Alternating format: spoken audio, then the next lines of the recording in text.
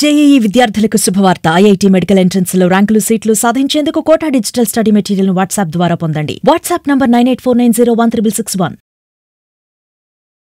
Hi hello నమస్తే, welcome to mark TV. మాజీ MP Harsha Kumar Chandrababu Naidu పైన రీసెంట్ గా వ్యాఖ్యలు చేశారు. జగన్ ని చూసి నేర్చుకోవాలంటున్నారు. అంటే హామీలు ఇచ్చావు కానీ ఏమీ అమలు చేయట్లేదు అని అంటున్నారు. అసలు దీనిపైన మరిన్ని వివరాలు తెలుసుకోవడానికి ప్రయత్నించేద్దాం.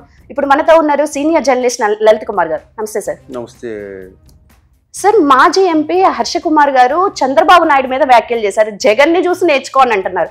అసలు ఏం నేర్చుకోవాలి సార్ జగన్ ని చూసి? అంటే హర్ష కుమార్ గారికి ఏం చెప్పదలుచుకున్నాడో చంద్రబాబు నాయుడు గారు కానీ జగన్ను చూసి నేర్చుకోండి అని ఆ మాట ఎవరికి చెప్పరది. అవును, జగన్ను చూసి నేర్చుకుంటే ఎలా ఉంటుందనేది మొన్న జగన్మోహన్ రెడ్డి ఓటమితోనే తెలిసిపోయింది. ఇప్పుడు హర్ష కుమార్ గారి బాధ ఏంటంటే ఆయనకు వైసీపీలో ఎంట్రీ కావాలి. వైసీపీ నుంచి అందరూ బయటికి వెళ్ళిపోతుంటే ఈయన వైసీపీలోకి వెళ్ళాలని తీవ్ర ప్రయత్నాలు చేస్తున్నాడు. దాంతో జగన్మోహన్ రెడ్డి దృష్టిలో పడాలంటే మనము చంద్రబాబు నాయుడు మీద ఏదో ఒక కామెంట్లు చేయాలి.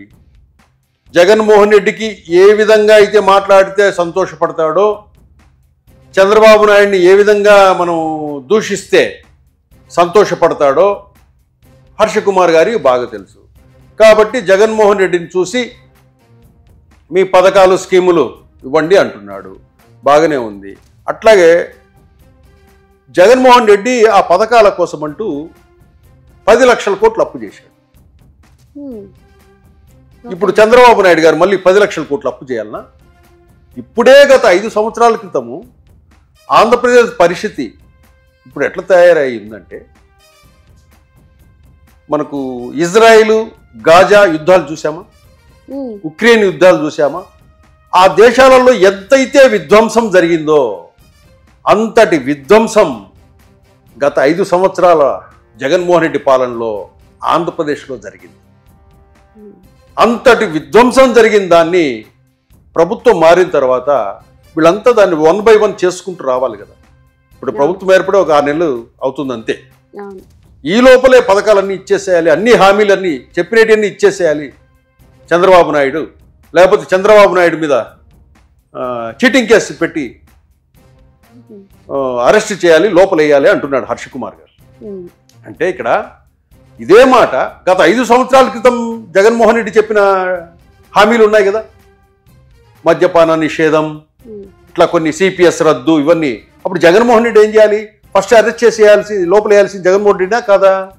అవును సార్, అంతే కదా. అవును. నువ్వు వాటిని కూడా ప్రశ్నించాలి హర్ష కుమార్ గారు. 2019లో జ్యుడిషియల్ సిబ్బందిని దూషించిన కేసులో అరెస్ట్ చేయారు ఆయన. జగన్మోహన్ రెడ్డిని అంతకుముందు ఏం విమర్శించారో ఒకసారి గుర్తు చేసుకోవాలి హర్ష కుమార్ గారు. ఇక్కడ కేవలం జగన్మోహన్ రెడ్డిని సాటిస్ఫై చేయాలి. ఆ రహస్యం తెలుసుకున్నారు. ఎవరినైనా జగన్మోహన్ రెడ్డికి ఇష్టం లేని వ్యక్తులని బండబూతులు తిట్టామనుకోండి, మనకు ప్రమోషన్ ఉంటుంది. ఇంకా దారుణంగా తిట్టామనుకోండి, ఇంకా బ్రహ్మాండమైన ప్రమోషన్ ఉంటుంది. ఒకవేళ దాడి చేసి కొట్టామనుకోండి, ఆయనకి ఇంకా ఉన్నతమైన పదవి ఉంటుంది. కాబట్టి దాన్ని బట్టే హర్ష కుమార్ గారు జగన్మోహన్ రెడ్డిని చూస్తూ నేర్చుకోండి అనేసి చంద్రబాబు నాయుడు గారికి చెప్తున్నారు. ఇదే హర్ష కుమార్ గారు కోటికత్తి సీను జైలు నుంచి రిలీజ్ అయ్యాడా? రిలీజ్ చేసి కోర్టుకు హాజరవుతున్నారా? మీ ఇంటి దగ్గరికి వచ్చిపోయాడా? అప్పటి నుంచి ఆ విషయమని తెలుసు కదా. ఇప్పటి వరకు ఆ కేసులో సాక్షిగా ఉన్న జగన్మోహన్ రెడ్డి కోర్టుకు వెళ్ళడంలా. ఇప్పుడు కోర్టుకు అతను వస్తున్నాడు, కోటికత్తి సీను. జగన్మోహన్ రెడ్డి తప్పించుకు తిరుగుతున్నాడు. ఆయన ఈ కేసే కదా సార్, ఏ కేసుకి వెళ్ళాడు కదా. ఇక్కడ హర్ష కుమార్ గారు చెప్పాల్సింది ఏంటంటే, ముందుగా మీరు హర్ష కుమార్ గారు మీరు జగన్మోహన్ రెడ్డి గారికి ముందుగా కోటికత్తి సీనుకు న్యాయం చేయమని చెప్పండి. అక్కడికి పోయి అసలు నిజమే ఎవరు ఏంటి అని చెప్పండి. అక్కడికి వెళ్ళి సాక్ష్యం చెప్పండి మీరు జగన్మోహన్ రెడ్డి గారు. అది తర్వాత మళ్ళీ చంద్రబాబు నాయుడికి ఏదన్నా చెబితే చెబుదురు కానీ అదే జగన్మోహన్ రెడ్డిని చూసి ఏం నేర్చుకోవాలి? లిక్కర్లో 100,000 కోట్లు ఎలా సంపాదించాలి నేర్చుకోవాలి. ప్రభుత్వ భూములు ఎక్కడున్నాయో ఎలా కొల్లగొట్టాలి నేర్చుకోవాలి. ఇసుక దందాలో ఎన్ని 100,000 కోట్లు సంపాదించాలి నేర్చుకోవాలి. ప్యాలెస్లు ఎలా కట్టుకోవాలి, ఎంతెంతవి కట్టుకోవాలి, ఇవి నేర్చుకోవాలి. లండన్ లో ఇన్వెస్ట్మెంట్స్ ఎలా చేయాలి, ఏదైనా కూడా జగన్మోహన్ రెడ్డి నేర్చుకోవాలంటే ఇవన్నీ నేర్చుకోవాలి. కాబట్టి ఇవన్నీ నేర్చుకునే వయస్సు అంత ఓపిక చంద్రబాబు నాయుడికి లేవు. చంద్రబాబు నాయుడు గారు నేర్చుకోవాల్సింది ఏంటంటే ఆల్రెడీ నేర్చుకున్నాడు. ఆయన ఉమ్మడిగా ఉన్న ఆంధ్రప్రదేశ్ నుంచి సీఎంగా నేర్చుకున్నాడు, తర్వాత ఆంధ్రప్రదేశ్లో సీఎం అయి నేర్చుకున్నాడు,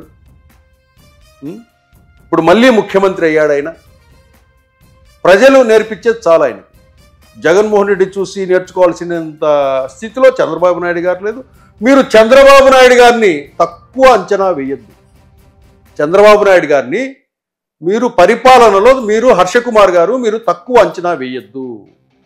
ఆయన ఆల్రెడీ పథకాలన్నీ ఇప్పుడు మనకు విధ్వంసం జరిగింది, దాన్ని 1 by 1 కట్టుకుంటూ రావాలి కదా, ఒకటే రోజు కట్టలేం కదా. చంద్రబాబు నాయుడిని ప్రజలు హామీలు ఇచ్చాడా ఇవ్వలేదా తర్వాత విషయం పెడితే, ఫస్ట్ మొన్న ఇచ్చిన తీర్పు ఏంటంటే జగన్మోహన్ రెడ్డిని ఎట్లా వదిలించుకోవాలరా బాబు అని చెప్పేసి తీర్పు ఇచ్చారు. చంద్రబాబు నాయుడు ఏదో పథకాలు ఇస్తాడనో ఇంకోటి ఇస్తాడనో జగన్మోహన్ రెడ్డి ఓడించలే. జగన్మోహన్ రెడ్డి పరిపాలన చూసి వద్దు బాబు ఈ అరాచకాల పాలన అని చెప్పేసి విసిగెత్తి చంద్రబాబు నాయుడు కూటమికి ఓట్లేశారు తప్పితే, అంటే జగన్మోహన్ రెడ్డిని వద్దు అనుకొని ఓట్లేసినట్లే లెక్క. అదే ప్లేస్లో కూటమి ప్లేస్లో చంద్రబాబు నాయుడు గారి ప్లేస్లో నేను ఉన్నా కూడా నన్ను గెలిపించేవాళ్ళు ప్రజలు, అక్కడ మీరున్నా కూడా గెలిపించేవాళ్ళు ప్రజలు. అప్పుడు ప్రజలు ఏం కోరుకుంటూ ఉన్నారంటే జగన్మోహన్ రెడ్డిని తప్పక మిగతా ఎవరున్నా ఓట్లేసి గెలిపించేవాళ్ళు. అంటే మీ జగన్మోహన్ రెడ్డి ఎటువంటి పాలన చేశాడో, ప్రజలు ఎందుకు 11 సీట్లు ఇచ్చి తిరస్కరించారో హర్షకుమార్ గారు తెలుసుకోవాలి. హర్షకుమార్ గారు మీరు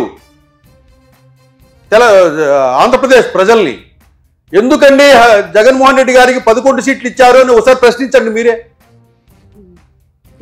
జగన్మోహన్ రెడ్డి గారికి మీరు ఎందుకండి 11 సీట్లు ఇచ్చారు అని ప్రశ్నించండి, ప్రజలు సమాధానం చెప్తారు. ఒకసారి వినండి హర్షకుమార్ గారు. చంద్రబాబు నాయుడు గారిని చీటింగ్ కేసు పెట్టి లోపలేయాలి. ఇంకా 4.5 సంవత్సరం పరిపాలన ఉంది. ఒక్కొక్క పథకాన్ని ఇంప్లిమెంట్ చేసుకొస్తున్నారు. గవర్నమెంట్ దగ్గర డబ్బులు లేవు, 10 లక్షలు అప్పులు చేస్తున్నారు, నెలకు కొన్ని వేల కోట్లు వడ్డీ కట్టాలి. పేదోళ్లకు వృద్ధులకు వాళ్ళకి సంబంధించి పేదోళ్ళు ఎవరైతే వాళ్ళకు పెన్షన్స్ అవన్నీ అరేంజ్మెంట్ చేస్తూ ఉన్నారు. గవర్నమెంట్ ఎంప్లాయీస్కి జీతాలు ఇస్తున్నారు. 1 by 1 ఒక పథకాన్ని అమలు చేసుకుంటూ వస్తున్నారు. మిగతా పథకాలకు కూడా డేట్స్ ఇచ్చారు. అంతేగాని ఒక్కసారిగా అధికారంలోకి వస్తే ఎక్కడి నుంచి తెచ్చిస్తారండి డబ్బులు లేనిది? మొత్తం ఇదంతా ఖజానాలో లూట్ చేసి వెళ్ళిపోతే ఎక్కడి నుంచి తెచ్చిస్తారు? మళ్ళీ ప్రభుత్వం నడవాలి, పన్నుల రూపాయల డబ్బులు రావాలి. నిన్న మొన్ననే కదా మనకు గవర్నమెంట్ ఫామ్ అయ్యి వాళ్ళంతా ఒక సెట్ అయ్యేసరికి 3 నెలలు పడుతుంది. జస్ట్ ఇంకా 3 months అయింది, అప్పుడే అన్నీ ఇచ్చేసేయాలి.